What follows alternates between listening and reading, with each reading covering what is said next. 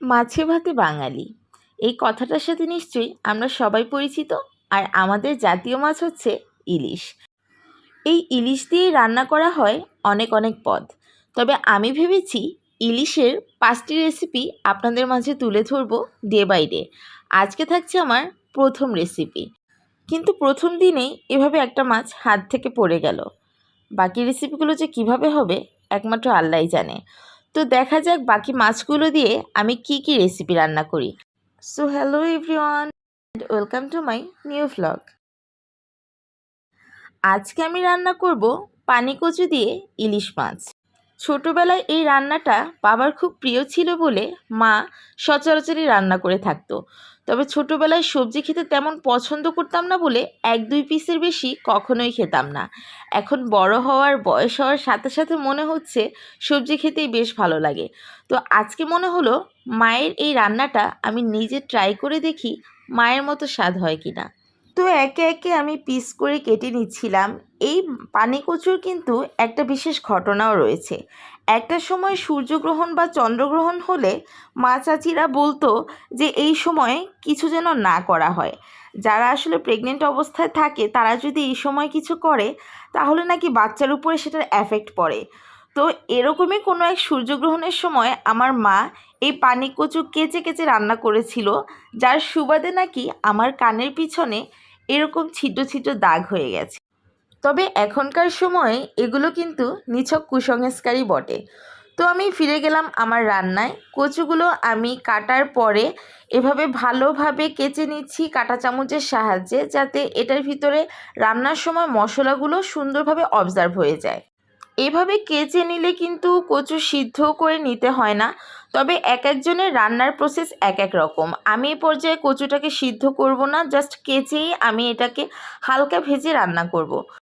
তো এরপরে ইলিশ মাছ কাটার পালা। এর আগে আমি আমার জীবনে কখনোই কোনো প্রকার মাছই কাটিনি। তবে আমার বরাবর ইচ্ছা ছিল যে কোনো এক সময় আমি একটা বড় ইলিশ মাছ কাটবো। তবে এই মাছগুলো ততটা বড় ছিল না, 1.5 কেজিতে 5-6 পিসের মতো উঠেছিল। তো বুঝতেই পারছেন কতটুকু সাইজের হবে। তবে কাটার সময় একটু ভয় পাচ্ছিলাম যে পিসগুলো সুন্দরভাবে করতে পারবো কি না। তো আমার রান্নার জন্য সব কিছুই রেডি। এবার আমি রান্না শুরু করে দিব। মাছগুলো মোটামুটি ভালোই পিস করেছিলাম। তো মাছটাকে আমি হালকা ভেজে নিব। অনেকে দেখা যায় মাছ না ভেজে কষিয়েও রান্না করে, তবে আমি বেশিরভাগ সময় মাছ ভেজেই রান্না করি। আর এখানে আমি বেশি ভাজবো না, হালকা ভাজবো। আসলে এক একজনের রান্নার সিস্টেম কিন্তু এক এক রকম। এখানে জাস্ট আমি আমার মতো করে রেসিপিটা দিচ্ছি। এরপরে কচুটাকেও আমি হালকা লবণ হলুদ মাখিয়ে ভেজে নিচ্ছিলাম, যাতে এখানেই 50% সিদ্ধ হয়ে যায়। এখানে আমি কোনো প্রকার বাটা মশলা ইউজ করিনি, গুঁড়ো মশলা দিয়ে রান্নাটা করব। আর পেঁয়াজ ভালোভাবে কুচি করে আমি হালকা ভেজে এরপরে হলুদ গুঁড়া, মরিচের গুঁড়া, ধনিয়ার গুঁড়া, পরিমাণ মতো লবণ অ্যাড করে আমি এটা ভালোভাবে কষিয়ে নিব। অনেকে চাইলে বাটা পেঁয়াজও ব্যবহার করতে পারেন, তবে আমি এখানে পেঁয়াজ কুচিয়ে দিয়েছি। ওই যে বললাম এক একজনের রান্নার স্টাইল আসলে এক এক রকম। তো পেঁয়াজটা ভালোভাবে কষানো হয়ে গেলে এরপরে আমি কচুটা দিয়ে দিলাম। এটাকেও কিছুক্ষণ আমি ভালোভাবে কষিয়ে নিব। যেহেতু আমরা 2 জন মানুষ ছিলাম তাই আমাদের জন্য এটা পারফেক্ট কোয়ান্টিটি ছিল। যারা বেশি পরিমাণে খেতে পছন্দ করেন বা পরিবারের সদস্য বেশি, আপনারা সেই অনুপাতে রান্না করবেন। কষানো হয়ে গেলে পরিমাণ মতো পানি দিয়ে দিব। যেহেতু আগেই আমি এটা ভেজে নিয়েছিলাম তাই বেশি পানি দিতে হবে না সিদ্ধ হওয়ার জন্য। তো কিছুটা পানি টেনে নিলেই আমি উপর দিয়ে মাছগুলো দিয়ে দিব, যাতে মাছের মধ্যেও মশলাগুলো ভালোভাবে অবজার্ভ হয়।